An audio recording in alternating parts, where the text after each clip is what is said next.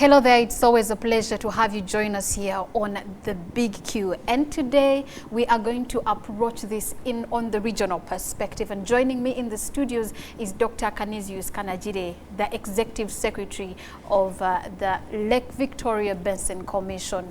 Great to have you on The Big Q.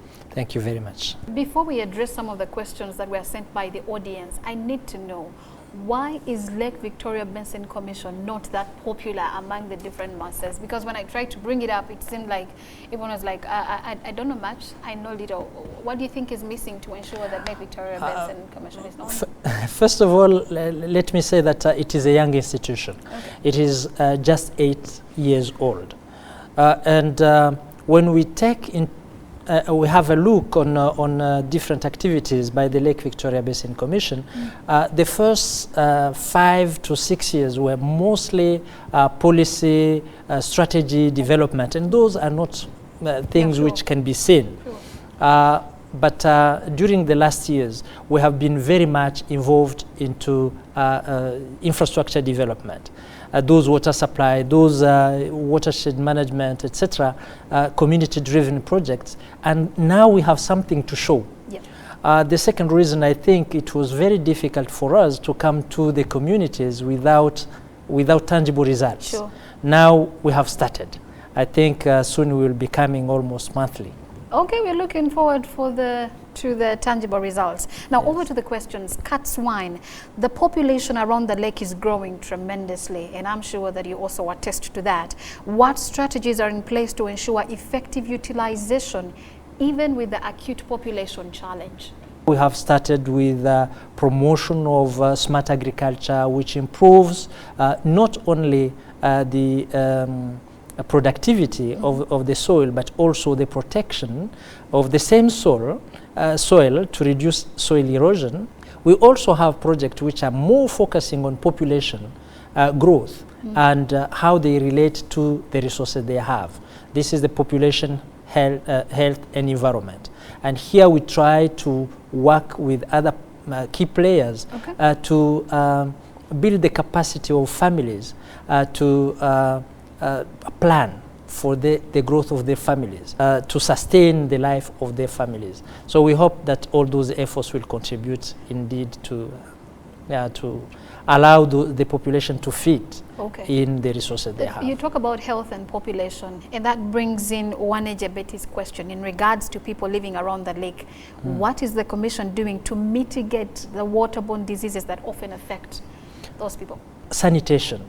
We really promote sanitation, first by very quick interventions, by building toilet blocks and having those wastes dealt with, treated, so that they are not harmful for the people downstream.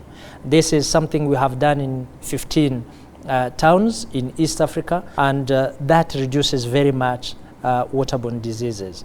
Another thing is that we are working with municipalities to reduce the same by constructing wastewater treatment, fecal sludge treatment, so that it is not only dumping and leaving it open, and then when it rains, some leaks and go to where population will use the same water. And now we look at the issue of the global warming.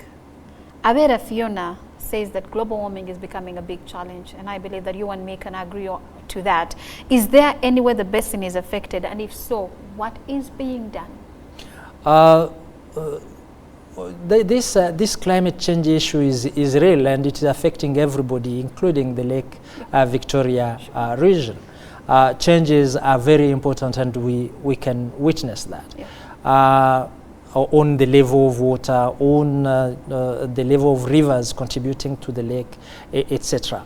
What we are doing is, again, to work with partner states and the communities we are working with on different measures which can reduce the impact of climate change in general.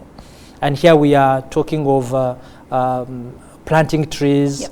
We are talking of changing the way we cultivate the soil and adopt a climate change smart agriculture. Okay, and now over to Rudasingwa Apollo. Considering the fact that partner states make contributions to the operation of the Commission, and we are looking at taxpayers' money, in particular, how has Rwanda benefited from the Commission's projects and initiatives? All the countries get a share of the activities we are carrying out in the region. Okay. Rwanda is benefiting two major projects. Okay. One is water supply and sanitation, where the towns of Nyanza, Kayonza and Nyagatare are getting water treatment to boost the capacity currently those towns have. Yes. And that will allow to serve more thousands of people. We are targeting 91 households to get water, piped water, clean.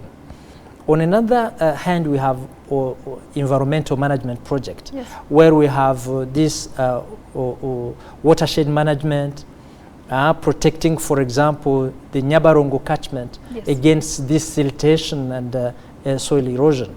We are doing a lot of effort there.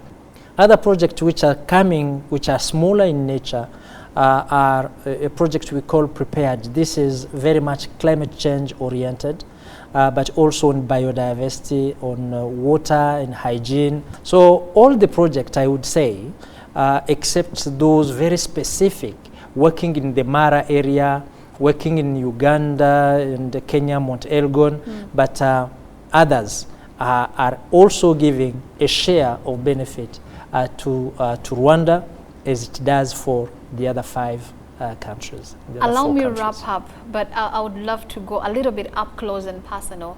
Next year, I understand that you will be ending your term in office, which you will have spent 5 years at the helm of the Commission. What should we expect as the Rwandan community from you? What experience that you have garnered there? What should we expect down here?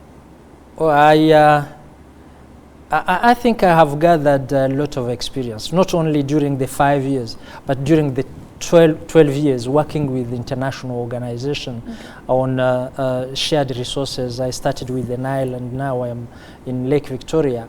And I think that is something, a big experience one would bring to his own country in different areas.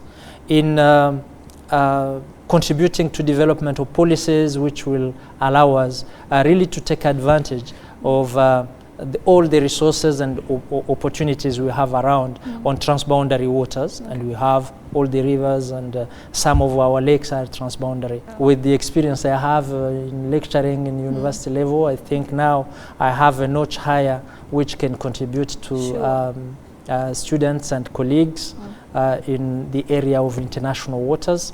So I think the question catches me a bit unaware, but I think I have a lot I can now bring home. And we are looking forward.